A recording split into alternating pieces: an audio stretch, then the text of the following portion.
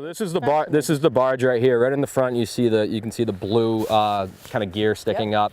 There's it's a large auger, so to speak, and that's chewing away at the actual material, and then it gets sucked in and pumped through.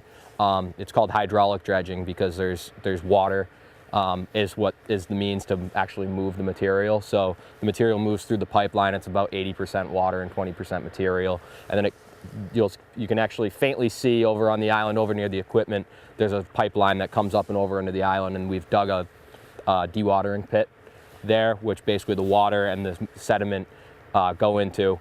It allows the sediment to drain out, to settle out, and then the water just moves through the pit to minimize the turbidity coming out of it, turbidity being solids and being able to see through the water. So basically the idea is to get all the solids to settle out before it gets back into the environment. Once the material gets into the dewatering pit, it settles out. They take the material out, they're stockpiling it, and that's why you see mounds over there. In this particular area, they're going to be spreading it out over a fairly large area that was defined through the permitting process, and this is going to be used as a bird habitat. And again, this side of the island is owned by Mass Audubon. So they partnered with Free Bays Preservation / Barnstable Clean Water Coalition, who owns the other half of the island. So it's kind of a mutually beneficial project for them.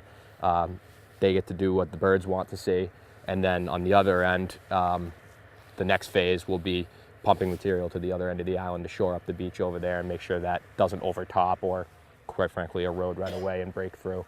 Basically, the idea is we're going to do a larger dredging effort to take care of what's kind of, quite frankly, hasn't been done over the last, I think we haven't dredged this area for 15 to 20 years or so.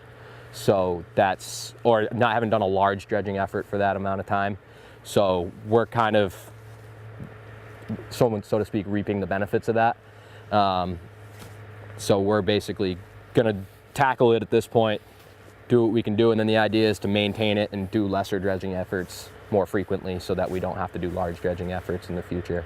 But yes, the material will come back over here. That's what this spit is. It's material from the other end that has eroded away, and it just transports over to this side.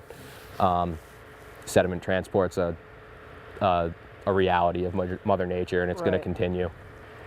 Yeah, so we're just trying to correct that at this point and make it so that we can do whatever we can do to try to help flush nutrients out. And quite frankly, it's going to be a huge benefit for navigation as well.